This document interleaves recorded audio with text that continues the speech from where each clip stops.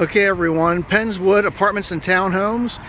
A police standoff going on a little over a day now. Initially, I will tell you, when I showed up this afternoon, I was in a safe zone. It was an EMS staging area, and I wanted to get some B-roll footage of a few of the EMTs shooting the breeze. So I politely asked the officer for Lower Paxton Township Police, and he said if I don't remove myself, he will escort me off the property.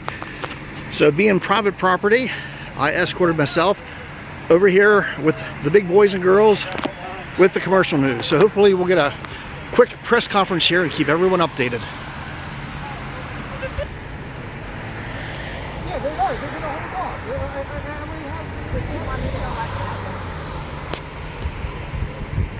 I'm trying.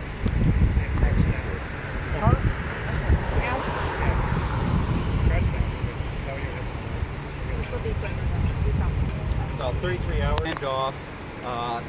The horrible hostage situation in Lower Paxton Township has ended, and Mr.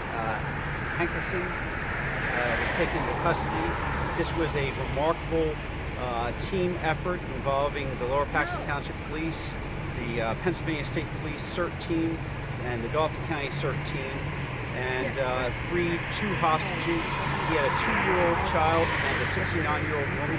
They held hostage for 33 hours after shooting a woman in the face, causing grievous injury and the loss of an eye. He has been charged with attempted murder and awaits arraignment on those charges, and we anticipate bringing additional charges, including kidnapping and assault charges in addition. This was an incredible team effort and resulted in his arrest without injury to any of the hostages, to him, or to any police officer. And I just have to commend the incredible bravery of all the law enforcement officers involved in this great effort, the patience that resulted in this peaceful conclusion. 33 hours is a long time. Talk about why. I mean, what were some of the challenges that made it stretch on so long? Well, you know, I'll let Director Kashiba talk about that, but it involved patience. You know, it didn't involve a rush to take him into custody, which probably would result in more violence. This was extraordinary patience that resulted in a peaceful conclusion to this horrible incident, and the arrest without further violence, without further serious bodily injury to this individual. And at this point, I'll turn it over, unless there's other questions for me, I'll turn it over to Director Kashiba. Good evening, ladies and gentlemen. So I want to thank everyone for their patience throughout this as we worked over the course of 33 hours to bring this to a peaceful resolution. As the district attorney said, but a lot of patience over the course of those hours, extreme heat, rotating out our personnel, both on from the dispatchers to the firefighters that assisted us, the fire police, the police officers, the CERT team, the Dauphin County CRT team, all very much assisted in this peaceful resolution, and I thank each and every one of them. And most importantly, I'm extremely thankful for the victim, that she's going to survive that vicious attack, and that for these 3 victims today, actually 2 victims are, and the suspect was obviously brought into custody without any grave harm to any of those subjects. And as you all know, this is not a routine situation. This is not a routine, if there ever were one, a routine barricaded gunman situation. This was of the highest stakes, and we took our time with that. Ultimately, with our 2 victims, the child and the grandmother. You know, just a quick question. You know, here's something that went on for so many hours. We heard he was being uncooperative most of that time. What did it finally take for you guys to be able to kind of come to a peaceful resolution and kind of bring this to a close without any bloodshed? So just to share a little bit about what our officers from the Dauphin County CRT and the Pennsylvania State Police CERT team went through. Over the course of those 33 hours, multiple shots were fired at our officers. Thankfully, none of them were struck. So obviously that took great restraint for us to be dealing with that. And you know, when we're dealing with these situations, it's just simply patience and working through the problems and talking, letting the negotiators do their job. Again, patience, patience, patience. And ultimately, what we had to decide in this is what every incident commander loathes, and that is having to make a decision for a hostage rescue.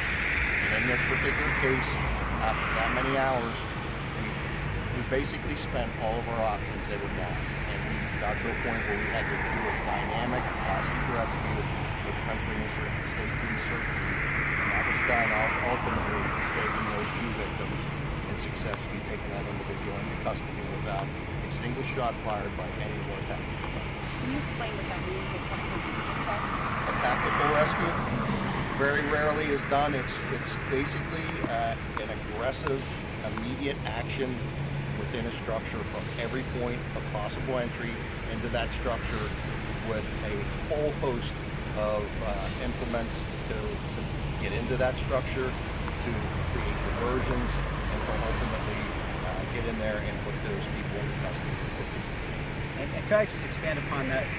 This individual was using these victims as human shields, including a 2-year-old child. And he did not show himself at all during those 33 hours and was using these victims as human shields throughout and was not showing himself in order to avoid arrest. And so it created a very difficult situation and a very difficult decision to end this. The 33 hours were spent trying to resolve this without further bloodshed. And now we're going to continue the investigation, and we're going to have an additional news conference tomorrow after we conclude the further investigation and elaborate more on the additional charges. And what was his demeanor like when you did took him into custody? He was upset. What role will that Facebook Live confession play in conviction? I mean, that's rare, right? Well, we're not really permitted to talk about confessions, but we recorded our interactions with this individual throughout the 33 hours, and we'll be able to use that interaction as evidence, and we're going to present that in the form of an affidavit when we file these additional charges. Are you able to say anything about the 2-year-old and the older woman in terms of were they able to eat, were they able to sleep, the condition that they're in now that this is over? That's something that we will address tomorrow.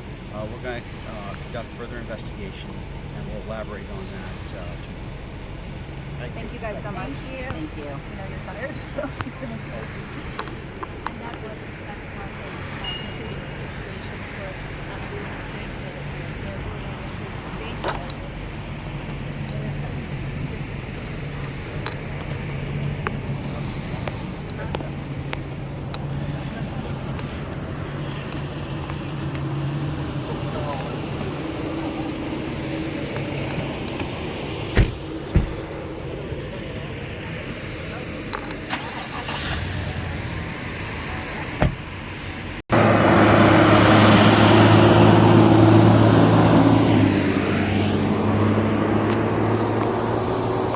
All right, everyone, after a 33-hour standoff here at Pennswood, first couple transparency, we all know how these standoffs normally end up, and they aren't too good.